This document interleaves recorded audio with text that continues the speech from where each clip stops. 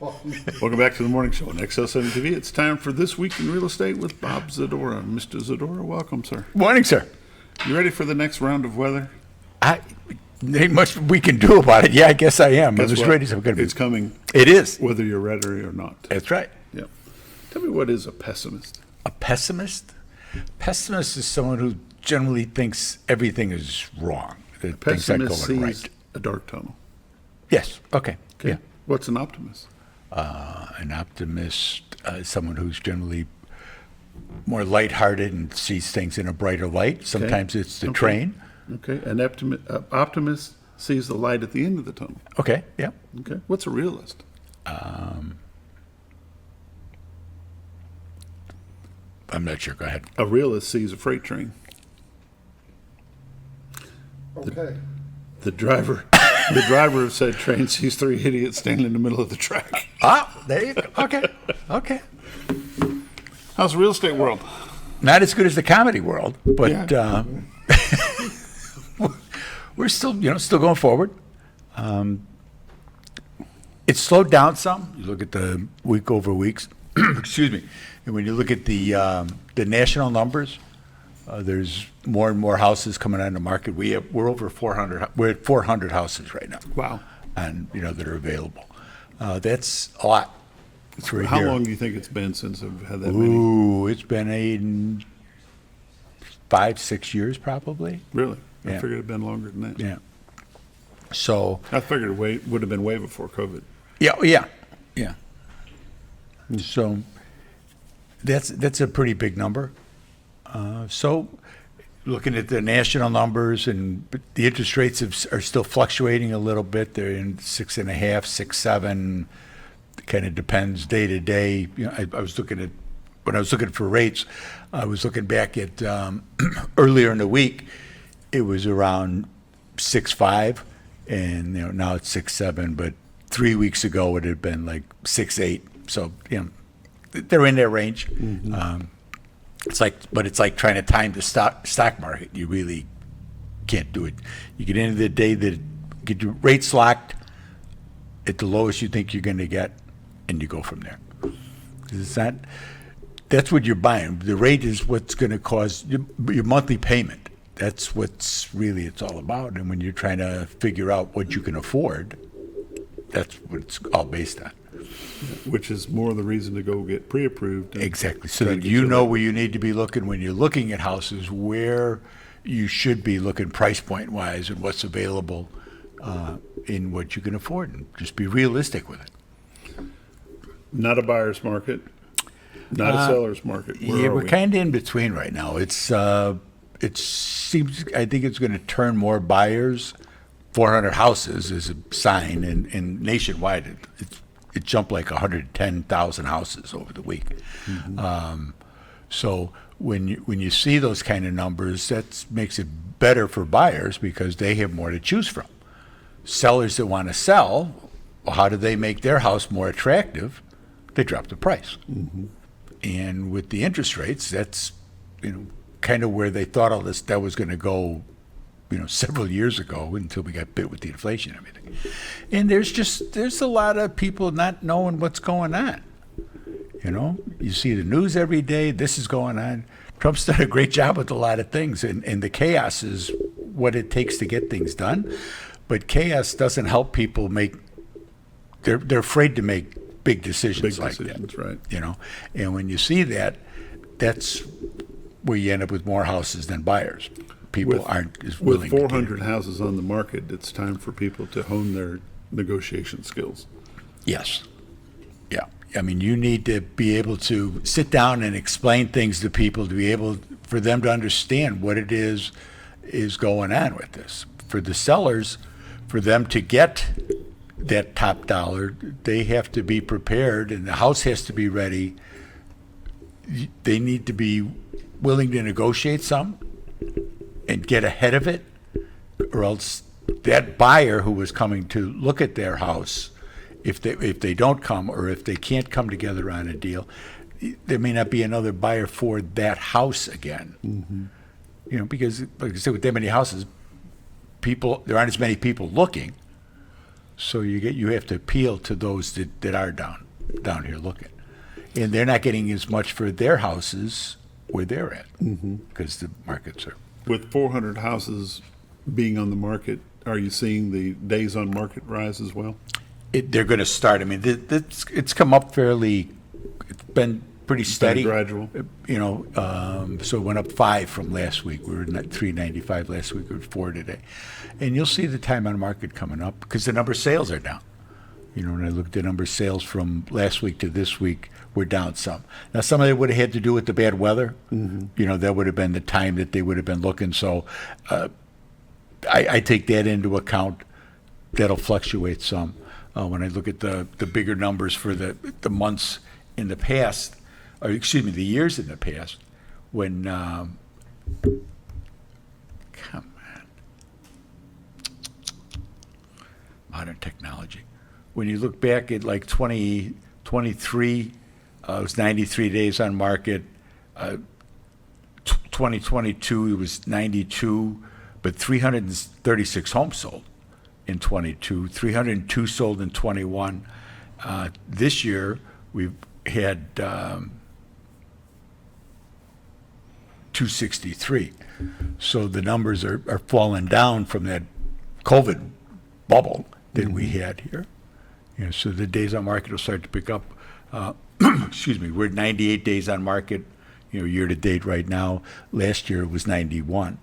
So it's starting to stretch out a little bit. The number of sales it's 363 for this year, and it was 270 last year. So it's starting to fall off a little bit, and that's what it is. It's just people not needing to be reassured that everything's going to be okay.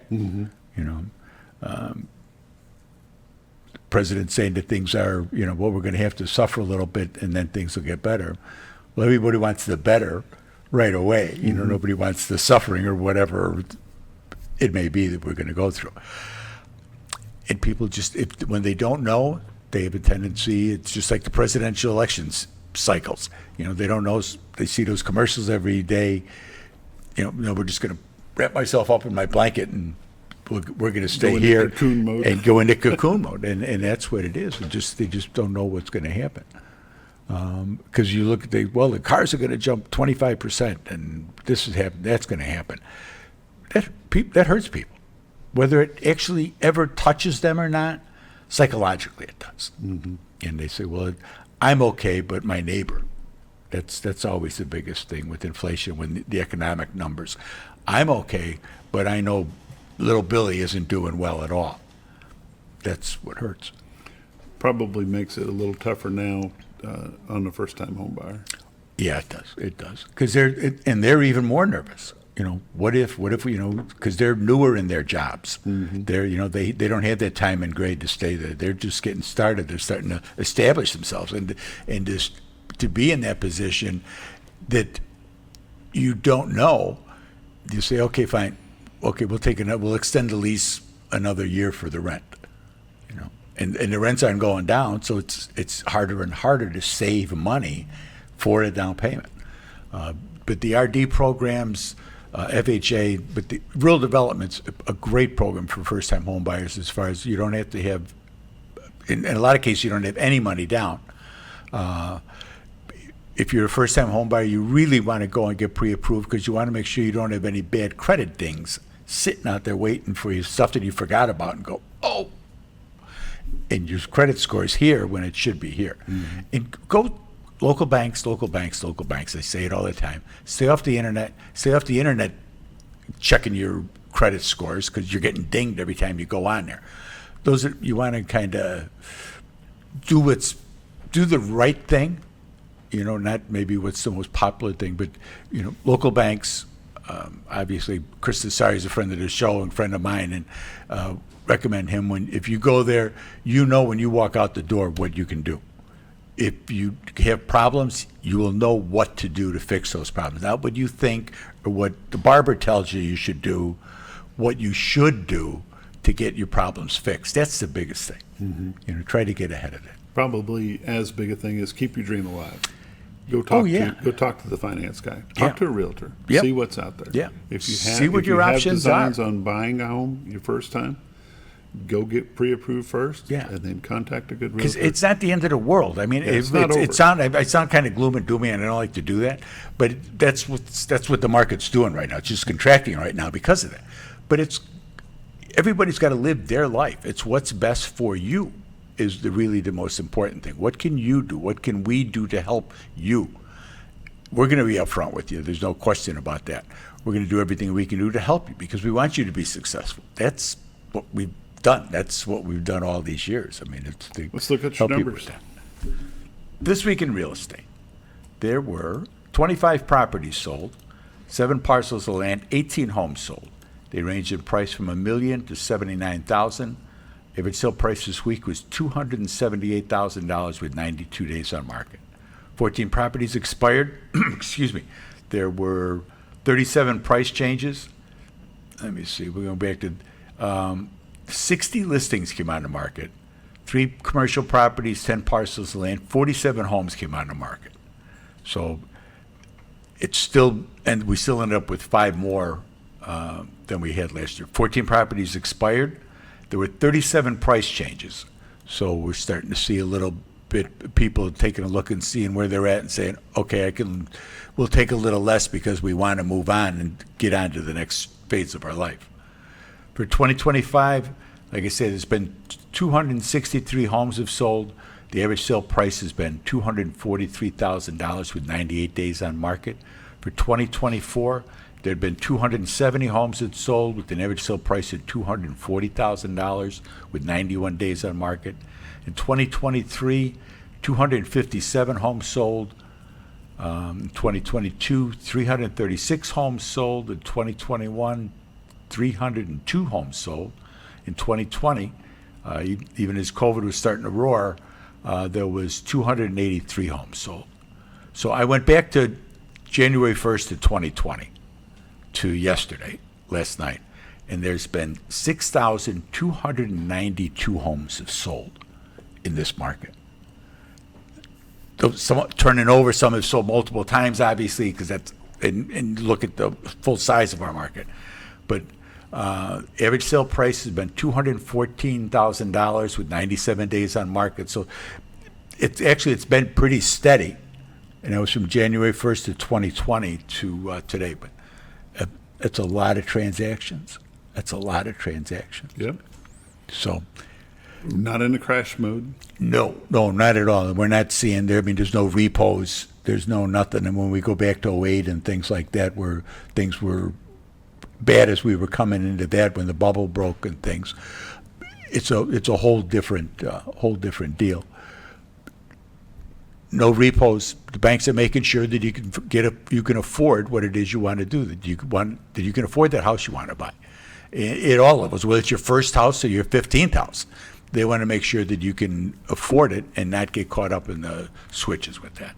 So it's Easter Sunday. We wish everyone a blessed Easter. We wish everyone, as we come into the spring season and a time of new life and giving, you take a look at yourself. If there's something that we can do to help you, obviously give us a call. Advice, hold your hand, whatever the case may be. But give my honey a call, 870-405-0793, and check out the website, retiredtoarkansas.net. This has been This Week in Real Estate with Bob Zadora. 870-405-0793 is their number. Retiredarkansas.net is their website. Realtors you can recommend to your friends. Never too busy to help you. No. We'll be back in just a moment.